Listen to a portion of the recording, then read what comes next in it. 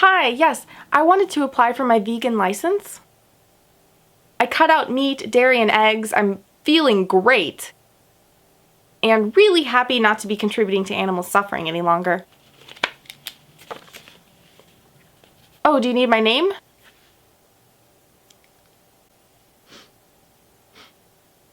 Do I detect a hint of beeswax in your lip balm? Oh, well, yes, does that count? Okay, I'll come back. Hi, it's me again. I wanted to try again for my vegan license. Is that a wool sweater? Oh, well, it was a hand-me-down from my sister. I didn't... I'll come back. Hello again. So I got rid of my chapstick and my sweater. So sorry about those, by the way. So I think I'm really ready now for my vegan license. Did you drive here? No. Did you bike? Yeah. Do you have vegan tires on your bike? There are Of course there are.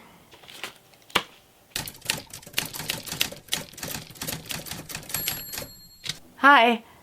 I'm here for my vegan license. I don't eat meat or dairy or eggs or honey or wear wool or leather or really anything, actually, just to make sure. I actually don't even leave my house anymore, except to come here, of course, because I'm afraid I'm gonna step on some insect or unintentionally do damage to some creature. I even stopped eating bread because I was afraid that I was hurting the yeast. I walked here with no shoes, just in case there were animals involved in the creation of them. So may I please now please get my vegan license? You really seem to be suffering there, eh? Well, yeah, it's been difficult, but I try not to complain. Yeah. Well, it's obvious that you are suffering, and humans are animals, so in reality, your actions are contributing to animal suffering, and we just can't have that.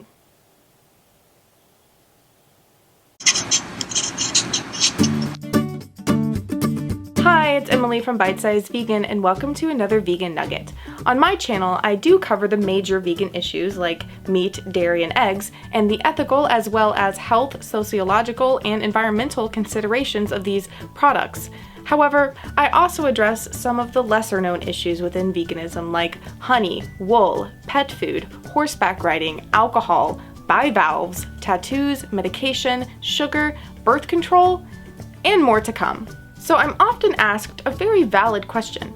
With all of these hidden animal ingredients and lesser-known issues, when can someone officially call themselves vegan? What if you stopped eating meat, dairy, and eggs, and even honey, but you take medication tested on animals, as all medication is, at least in the United States, and containing lactose? Or maybe you're good on every front, but you got a tattoo before you knew to make sure that it was vegan. Or perhaps you don't consume any animal products or overt byproducts, but still eat processed foods containing sugar and things like L-cysteine. It's an alpha amino acid derived either from feathers, hog hair, or human hair, the veganness of which may be debatable. But that's for another video entirely.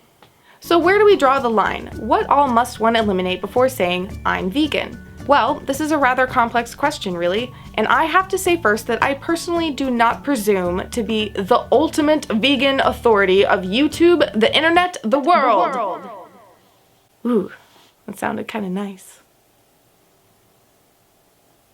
But I will at least share with you my thinking on this matter. Unlike my pure educational vegan nuggets, this video is more of an opinion piece, which I'd like to always clarify. In my video series on the history of veganism, when we finally make it to the 1900s, we'll be covering the formation of the vegan society and the coining of the term vegan in 1944, which is usually attributed to the Vegan Society co-founder Donald Watson, though he personally attributed it to two other people entirely. So stay tuned for those racy details in the history series. It wasn't actually until 1979 that the society put forth a definition of the word vegan as a philosophy and way of living which seeks to exclude, as far as is possible and practicable, all forms of exploitation of and cruelty to animals for food, clothing, or any other purpose, and by extension, promotes the development and use of animal-free alternatives for the benefit of humans, animals, and the environment. In dietary terms, it denotes the practice of dispensing with all products derived wholly or partly from animals. While no organization or person really owns or officially decrees the specifics of veganism, as its principles have existed for thousands of years, I personally am a fan of the Society's definition, especially as it focuses on the eradication of all forms of cruelty and the active fighting against exploitation, not just the dietary terms of veganism. For the purposes of this video's inciting question, however, I think the portion, as far as possible and practicable, is key. Now, for those unfamiliar or who aren't native English speakers, practicable is not the same as practical.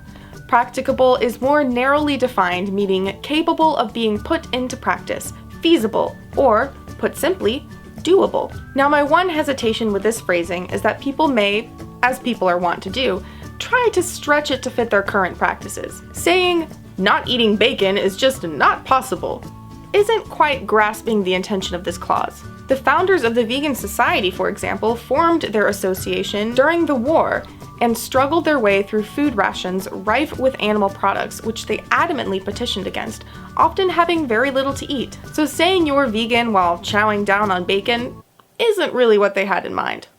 And just a note, I do plan on doing a whole separate video on veganism during times of war, as it's a rather fascinating subject. So what is possible and practicable to exclude?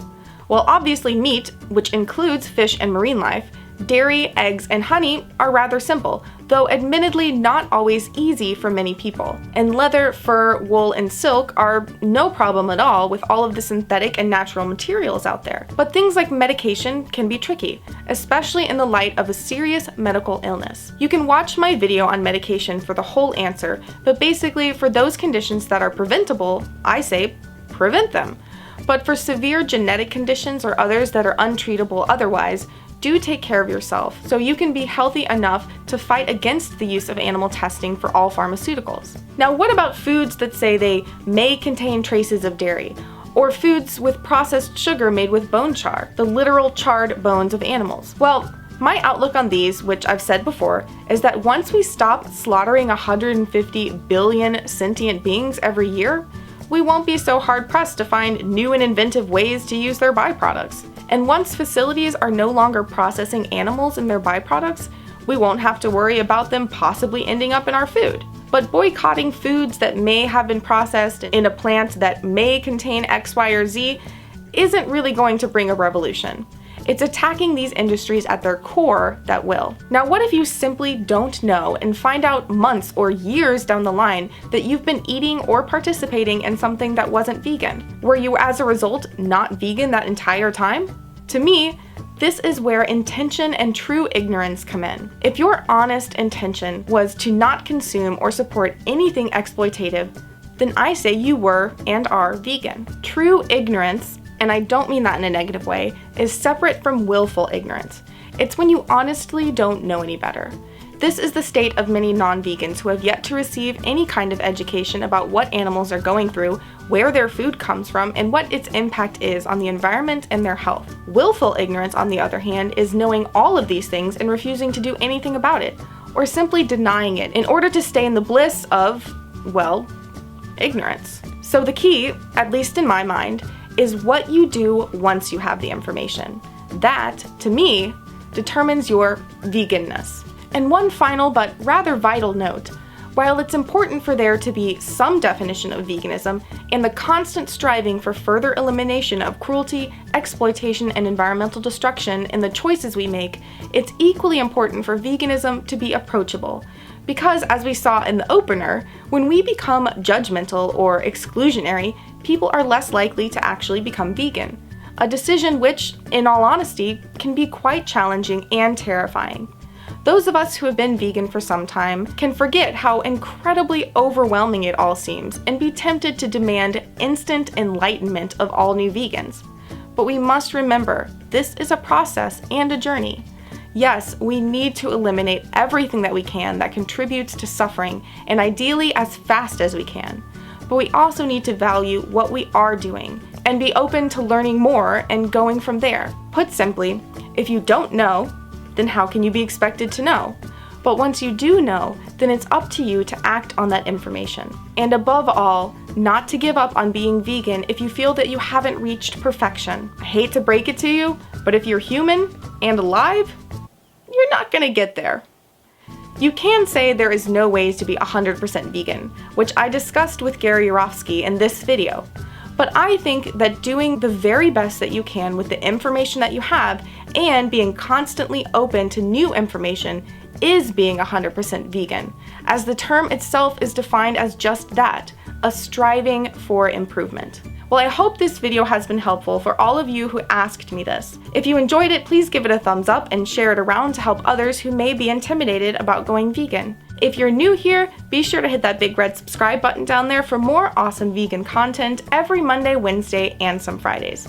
If you want to help support Bite Size Vegan in my ongoing efforts to provide quality, free, approachable vegan education, check out either of the support links below, and for perks and rewards for your support, check out the Nugget Army by clicking that logo over there, or the link in the iCard sidebar or the description below. And be sure to check out some of my related videos while you're here. Now go live vegan with the best of intentions, and I'll see you soon. God, why can't I do this? No, this is harder than it looks to flip this thing. Keep clicking it off when I need to click it on. Maybe I should do my hair like this more often. Does it look good?